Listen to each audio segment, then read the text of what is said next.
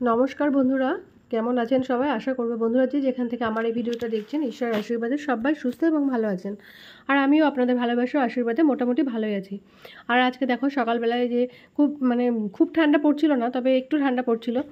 আর এটা কিন্তু বেশ কয়েকদিন আগের একটা ব্লগ, তো তোমাদের সাথে এখন শেয়ার করছি। একটু আমার এই ছোট্ট পরিবারের যারা বয়োজ্যেষ্ঠরা আছেন তাদের সকলকে আমার অনেক প্রণাম, আর যারা ছোটরা আছো তাদের সকলকে আমার বুক ভরা ভালোবাসা জানিয়ে তোমাদেরকে সাথে নিয়ে ব্লগটি স্টার্ট করছি।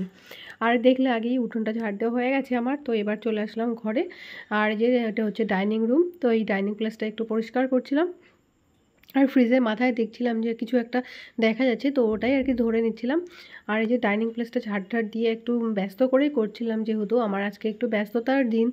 আর আজকে কি বলতো, আজকে হচ্ছে আমার একটা যা আসবে, মানে হবু যা আর কি হতে চলেছে, উঠবি।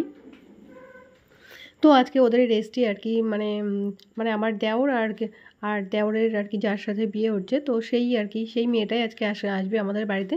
তো এটা হচ্ছে ছোট কাকুর ছোট ছেলে, সেই জন্য ছেলের ব্যস্ততার সাথে কাজ টাজগুলো করে নিচ্ছি। আর দেখো ওদের খাওয়ার ব্যবস্থা করতে হবে এক্ষুনি। আর যেহেতু এসে যাবে, তো আমাদের ওদের কথা ছিল হচ্ছে দুপুরবেলা আমাদের বাড়িতে খাবে। যেহেতু ওদের কাজটা সকাল সকালই মিটে গেছে, তো সেই জন্য সকালবেলা ওরা চলেই যাচ্ছিলো। তো যেহেতু ওনাদের ছেলেই বললো যে তাহলে সকালের ব্রেকফাস্টটা করে তাহলে যাও, তো সেই জন্য তাড়াহুড়ো করে আর কি যে ময়দা নিয়ে আসা, আর এই যে ময়দাটা মেখে নিচ্ছি।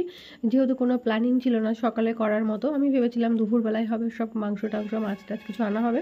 তো এখন কি করবে হুটোপাটা করে, আগে থেকে কোনো অ্যারেঞ্জমেন্ট ছিল না, তো তার জন্য এই যে তাড়াতাড়ি করে আমি করলাম হচ্ছে এই যে গুটি গুটি করে আলু কেটে একটু আলু চচ্চড়ি করে দিচ্ছি, আর লুচি তার সাথে।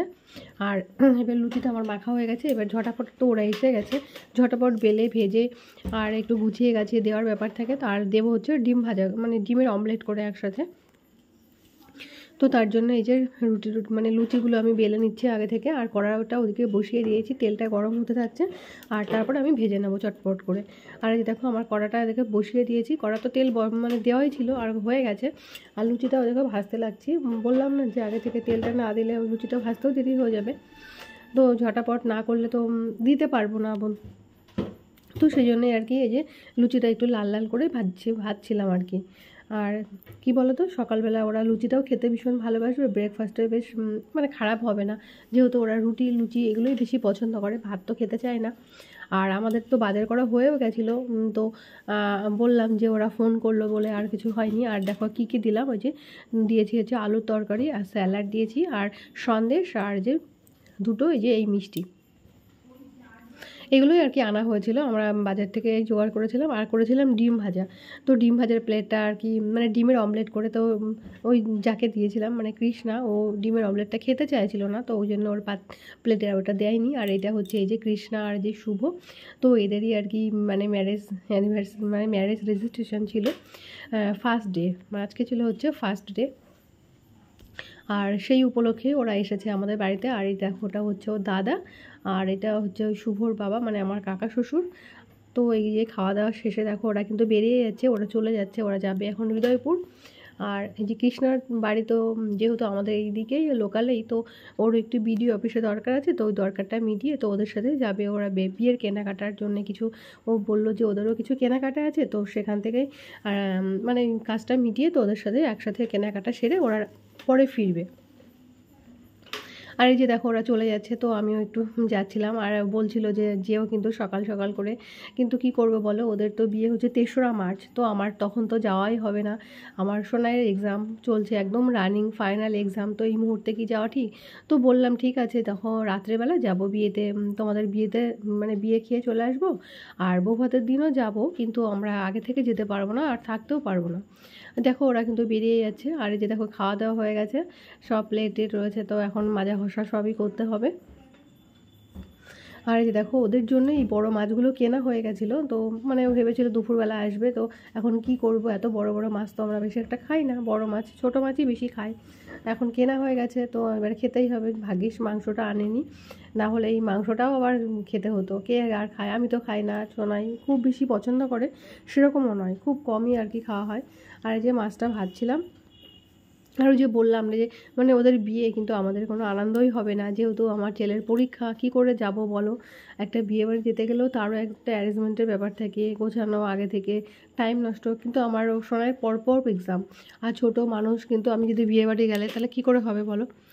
তো এই আর কি, চলো দেখি কীভাবে কি করা যায়। যাওয়া যদি যায় তাহলে যাব, না হলে নাই যাবো আর কি করা যাবে। ওর বাবা তো যেতেই হবে, ওর বাবাও যাবে হয়তো। আর এই যে বাসনগুলো বেসিনে নিয়ে নিয়েছি, হ্যাঁ বেসিন থেকেই ধুয়ে নিচ্ছি, আর কলপারে নিলাম না।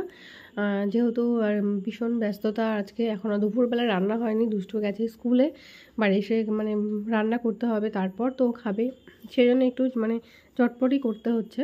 আর খুব টেনশনও হচ্ছে যেহেতু ওকে ভাতটা দিতে হবে টাইমের মধ্যে।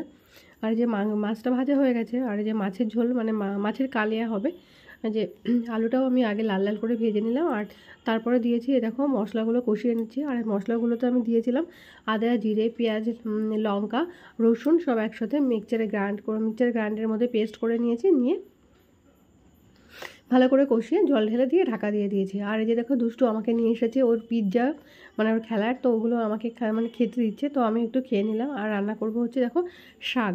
তো এই শাকগুলো ধুয়ে এগুলো হচ্ছে কী বলো তো, বেতর শাক। তো কালকে মানে আগের দিন রাত্রে আমি বেছে রেখেছিলাম, যেহেতু যে শিকড় টিকড় শুদ্ধ থাকে, তো রাত্রেবেলায় বেশিরভাগ দিন রাত্রে আমি বেছে রেখে দিই।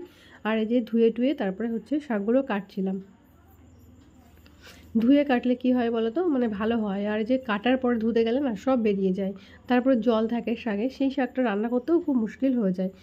তো সেই জন্যই আমি মানে এরকম করলাম যে আগে থেকে ধুয়ে রাখলাম। আর এটা হচ্ছে দেখো আমাদের ছোলা গাছ লাগিয়েছি, মানে কি বলবো, ওই যে টিফিন বক্সের কৌটোর মধ্যে দেখো ছোলা গাছ কি করে হয়েছে বলো তো। ছোলা, তারপরে হচ্ছে মুগগুলো ভিজিয়ে রেখেছিলাম কিছু, তো আর খাওয়া হয়নি, কল হয়ে গেছে, এবার হয়ে গেছে দেখো কী অবস্থা হয়ে গেছে চারা গাছগুলো। তো এরকম গাছ হয়ে গেছে বলে আর দেখো ফেললাম না, বেশ ভালো দেখতে লাগছিল, খুব সুন্দর লাগছিল, ঘরের মধ্যে কি সুন্দর অঙ্কুর বের হচ্ছে। আর মানে এত সুন্দর মানে পাতাগুলো দুটো দুটো করে পাতা হয়েছে, খুব ভালো লাগছিল। or green or আর এটাই হবে and but এটাই but ওরকম হবে না।